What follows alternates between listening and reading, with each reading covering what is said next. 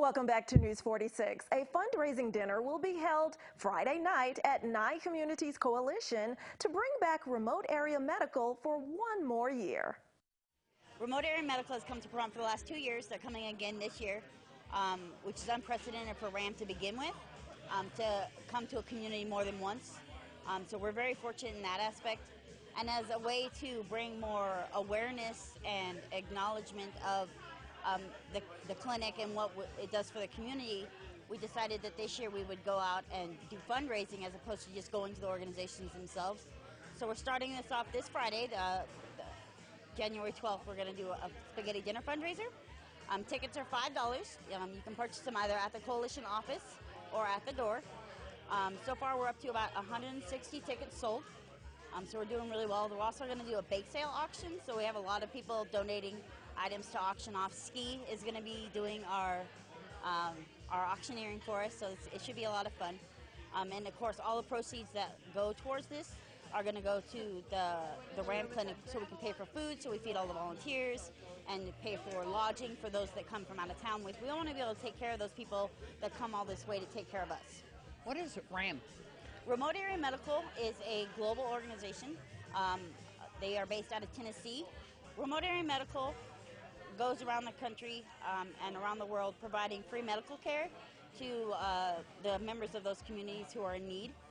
So for Pahrump, given that we are one of the lowest income communities throughout Nevada, they come and donate their time and volunteer to provide these services free to the community members who couldn't otherwise afford those services. So they're here for, I think, about 3 days where they volunteer. They also have volunteers from the community, and you can get glasses on site, you can get dental services on site, medical appointments, and typically just members of the community show up, wait in line, and these services are available thanks to Remote Area Medical and, of course, all these doctors that are donating their time. Absolutely. It is a 3-day medical event, so it is already on this calendar for this year, October 5th, 6th, and 7th. So that first weekend in October after the Fall Festival. Anybody who's looking to receive services, they come. They do have to get there early. So there is, to come there that early, line up at 3 a.m. You know there's a definite need. And we've always been able to serve about 450 people, but we'd like to increase those numbers and make sure that we're hitting, because we don't just serve Pahrump. We serve all of the outlying areas, Shoshone, Tacopa, anybody that comes down from Tonopah, Amargosa. A lot of people come out to be able to get those services they can't get otherwise. It's going to be held at Nye Communities Coalition on October 5th, 6th, and 7th, but this spaghetti dinner is also going to be held at Nye Communities Coalition this Friday night, so come on by. What time? The event will take place from 6 to 8 p.m. You can even donate extra if you'd like to, right? Absolutely. All proceeds are going to RAM, so anything you donate will go straight into that fund and make this one of our best events yet. For more information, give a call. Yeah, give me a call at Nye Communities Coalition, 775-727-9970, extension 211. Thanks. Now, Alicia Cook has the latest scoop about the Golden Globes and so much more in your entertainment this week. In your entertainment news this week, the Golden Globes were held Sunday night, and the awards show delivered a powerful message about and from women, addressing sexual harassment and gender equality. The host, Seth Meyers, set the right tone in his opening monologue, spending more time on the harassment issue than national politics. The show then was filled with many passionate speeches, highlighted by Oprah Winfrey's emotional show-stopping acceptance speech for being the first black woman to receive the Cecil B. DeMille Award for her career achievements. Winfrey spoke about Hollywood's power as a storyteller and symbol, with the need to address the current political and social moment and the press unfairly being under siege.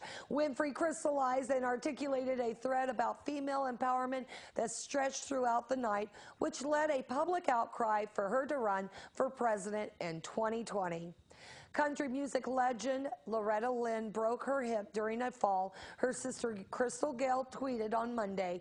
Family members report that Loretta is in good spirits and is doing as well as can be expected with this type of injury. The singer suffered a stroke in May of 2017. The Grammy winner had a string of hits starting in the 1960s with the biographical Coal Miner's Daughter, which was made into a best-selling book and movie, as well as songs like You Ain't Woman Enough, The Pill, and One's on the Way. Pink will get the party started for Super Bowl 52 on February 4th in Minneapolis. The singer will perform the national anthem before the championship clash. Lady Gaga sang the national anthem prior to the Super Bowl 50 and was then the halftime performer for last season's game. This year's halftime performer will be Justin Timberlake. Now, all that remains to be determined is which teams will play in the Super Bowl. Marvel creator Stan Lee has been accused of sexual harassment. The 95-year-old has received a string of complaints against him from his home health care nurses. The nurses report that Lee has been asking them for oral sex, groped them, and walked around naked in their presence. Sources say that he is an old man who has lost his filter and doesn't care what people think about him. The complaints are something that is not unheard of when patients lose control of their faculties late in life. Lee is the creator of several famous comics such as Spider-Man, X-Men, and The Incredible Hulk. He is believed to have a fortune of at least $50 million. Lee's lawyers say the accusations are grounds for defamation and have sent a cease and desist letter to the nursing company. The Polish metal band Decapitated have issued a statement after charges of rape and kidnapping against them were dropped late last week. All members of the group were alleged to have raped a woman on their tour bus after a show in Spokane, Washington on August 31st, 2017. But on Friday, with the trial due to begin on January 16th, new evidence came to light and Spokane County prosecutor filed a motion to drop the charges, citing the well-being of the victim and in the interest of justice.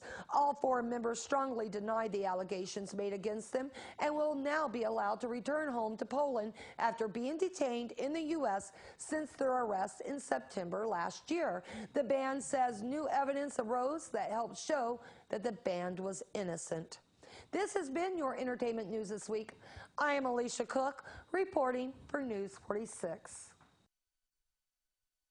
Thanks, Alicia. And in more news from Hollywood on a somber note, former Motorhead guitarist Fast Eddie Clarke has died at the age of 67. The rocker, who played in the group during the late 1970s and early 1980s heyday, passed away on Wednesday in a hospital where he was being treated for pneumonia. After the deaths of original drummer Phil Taylor and frontman Lemmy in 2015, he was the only surviving member of the legendary metal band's classic lineup. News 46 Weather Cam is brought to you by Glenn Lerner Injury Attorney's Office in Pahrump.